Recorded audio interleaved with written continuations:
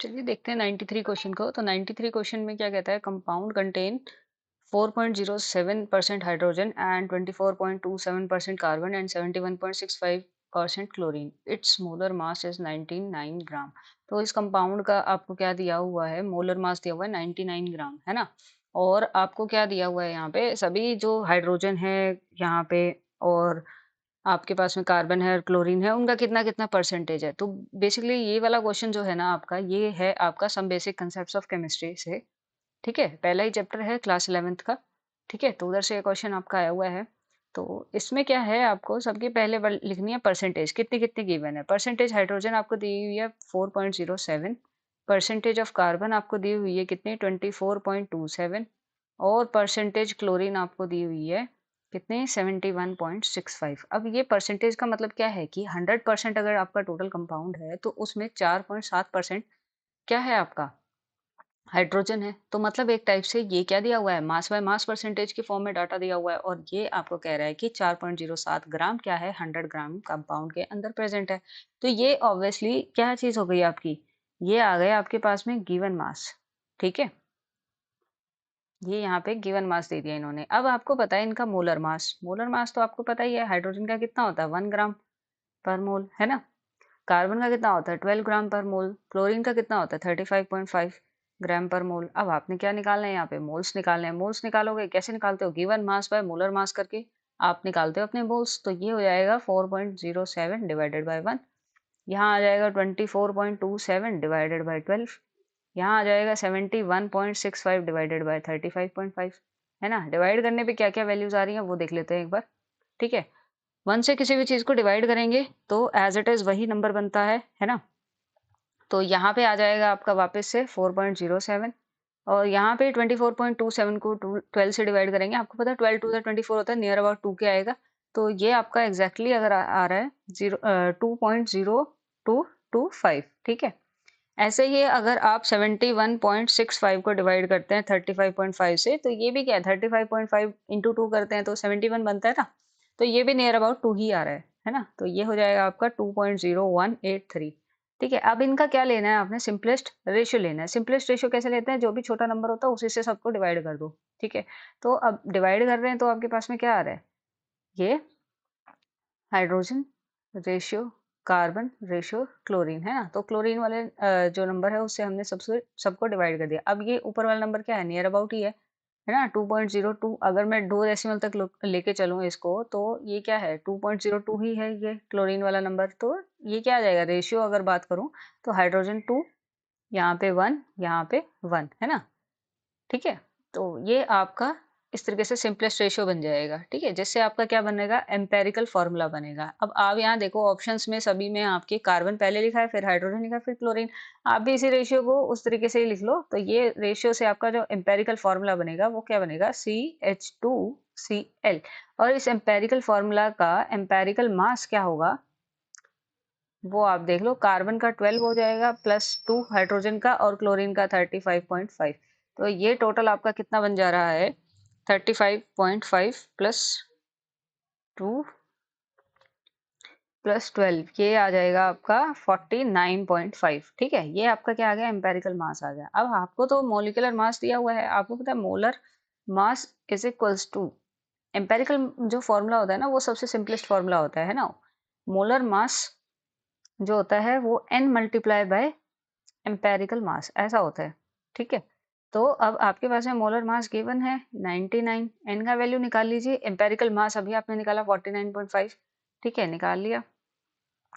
n का value आएगा यहाँ पे कितना, डिवाइड हो जाएगा ना, दूसरी तरफ जाएगा तो 2 आ जाएगा, ठीक है। n का वैल्यू 2 आ गया। आपसे क्या पूछा था क्वेश्चन में, मॉलिक्यूलर फार्मूला। मॉलिक्यूलर फार्मूला कैसे आएगा आपका, जब आप मॉलिक्यूलर फॉर्मूला निकालेंगे तो आप क्या करेंगे, इस n को मल्टीप्लाई करेंगे एम्पेरिकल फॉर्मूला में, है ना। और ये क्या था आपका, एम्पेरिकल फॉर्मूला था, ठीक है। तो आपने क्या किया, 2 से मल्टीप्लाई कर दिया। फॉर्मूला क्या था, CH2Cl, ठीक है। तो मॉलिक्यूलर फॉर्मूला क्या बन गया आपका, C2H4Cl2। अब देख लीजिए क्या है, कौन से ऑप्शन में है ये वाला फॉर्मूला आपका, ठीक है। ये आपका है C2H4Cl2, सेकंड ऑप्शन में आपको गिवन है। तो यही आपका क्या है, करेक्ट आंसर है, ओके। तो इस तरीके से आपको निकालना था ये क्वेश्चन। चलिए नेक्स्ट क्वेश्चन पे चलते हैं। क्वेश्चन 94 ये कहता है कि t half of the reaction is doubled as the initial concentration of the reactant is double. जब आपने इनिशियल कंसंट्रेशन रिएक्टेंट की डबल की तो टी हाफ भी क्या हो गया, डबल हो गया। तो आपने बताना है ऑर्डर रिएक्शन का क्या होगा। ठीक है, तो आपको बेसिकली एक पॉइंट यहाँ जो होना चाहिए पता, वो क्या है कि टी हाफ इनवर्सली प्रोपोर्शनल होता है initial concentration to the power n minus one, where n is equals to क्या होता है, ऑर्डर ऑफ द रिएक्शन होता है। ठीक है, जब ये चीज पता है तो फिर ये क्वेश्चन करने में कोई भी दिक्कत नहीं है, क्योंकि अगर आप ये मतलब चार ही ऑप्शन हो सकते हैं, चारों ऑप्शन में कोई भी अगर आप लेट करके भी डालोगे ना तो भी आपकी ये वाली कंडीशन अगर सेटिस्फाई हो रही है तो ऑब्वियसली आप आंसर फाइंड आउट कर रहे हो, है ना।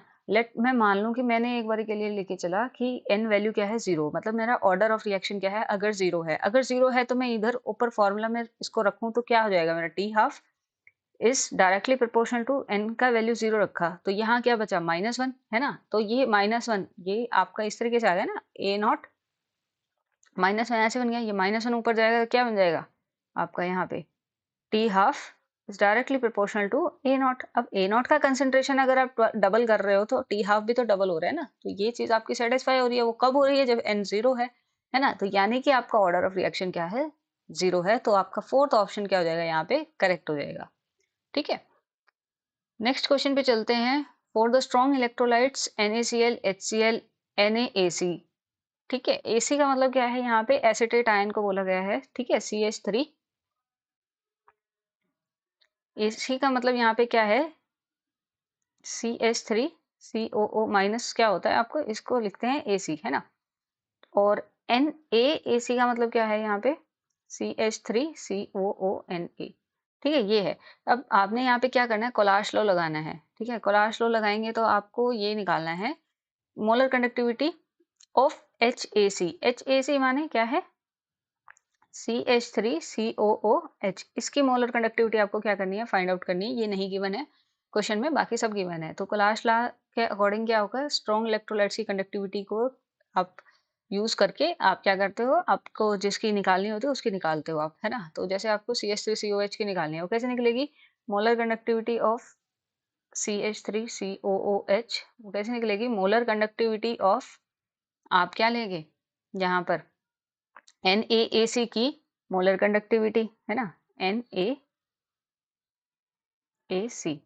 ठीक है, इसमें आप क्या करें, HCl की मोलर कंडक्टिविटी को ऐड कर दें। कर दिया आपने molar conductivity of HCl add, इसमें आप माइनस कर दें, क्या कर दें, NaCl की मोलर कंडक्टिविटी को माइनस कर दें। ठीक है, तो आपके पास में क्या जो मोलर कंडक्टिविटी निकल के आएगी वो किसकी निकल के आएगी, एसिटिक एसिड की मोलर कंडक्टिविटी निकल के आ जाएगी। ठीक है, तो अब यहाँ पे हम सारी वैल्यूज को पुट कर देते हैं, क्योंकि ये वैल्यूज तो अपने को गिवन है, ये तीनों वैल्यूज गिवन है तो अपने पास में आ सकती है ये वैल्यू, है ना। तो अब आपके पास में NaAC की वैल्यू कितनी गिवन है आपको, 91, प्लस HCl की वैल्यू कितनी गिवन है आपको, 425.9, है ना। और NaCl की वैल्यू कितनी गिवन है आपको, -126.4। अगर इनको ऐड करते हैं हम, ठीक है, तो ये कितना बन जाएगा, यहाँ कर लेते हैं 425.9 प्लस 91, ये हो गया अपने पास में 0.96, 9 टू 11, ये आ गया 516.9। ठीक है, 516.9 माइनस 126.4, ये माइनस करेंगे तो कितना बन जाता है अपने पास में, 516.9 माइनस 126.4। ठीक है, यहाँ आ जाएगा 5, यहाँ पे 0, 11 में से 2 गया 9, 4 में से 1 गया 3। ठीक है, 390.5 आ रहा है ये आपका आंसर। जो आपकी कंडक्टिविटी आई है एसिटिक एसिड की वो ये आई है। और देख लीजिए ये ऑप्शन में भी गिवन है आपको, थर्ड ऑप्शन में गिवन है आपको, है ना। तो इस तरीके से कोलाश लॉ यूज करके हमने ये निकालना था। ठीक है, ओके।